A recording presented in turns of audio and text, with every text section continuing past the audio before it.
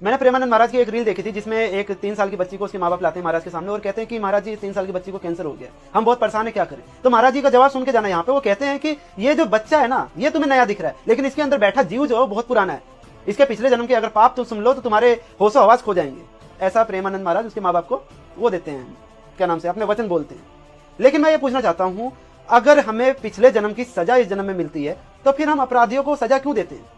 वो जो छोटी छोटी बच्चों के साथ गलत काम करते हैं उनको हम सजा क्यों देते हैं यार? उन्हें तो हमें ना फूल मालों से सजाना चाहिए ना, क्योंकि उसके अंदर का जीव तो पुराना था, वो तो बच्ची सजा भोगने आई थी ना इस जीवन में, तो जिसके जरिए सजा भोगी है उसने, तो वो तो फरिश्ता हुआ ना कि उसने वो उसके पाप को खत्म किया उसके साथ गलत काम करके, उसकी हत्या करके, तो हम उसको सजा क्यों देते हैं? इन पुजारियों के चलते तो हमें उनको फूल माला चढ़ानी चाहिए जैसे।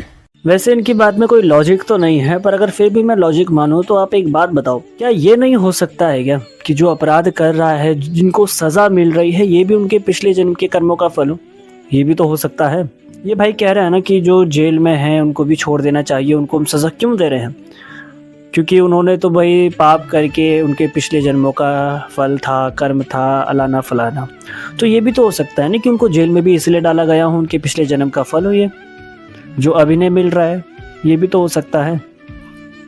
प्रेमानंद बाबा जी ने क्या कहा, उस छोटी सी लड़की को कैंसर था, उसके माता पिता को समझाया कि आप चिंता मत करो, ये पूर्व जन्म के कर्मों का फल है।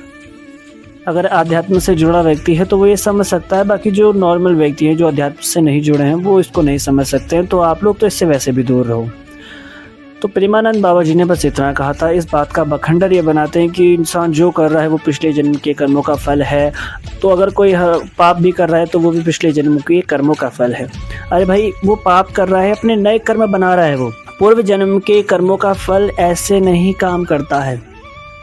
जो व्यक्तियों को जन्म से रोग होते हैं, जो हमें जन्म से दुख मिलते हैं, उनमें पूर्व जन्म के कर्मों का फल होता है।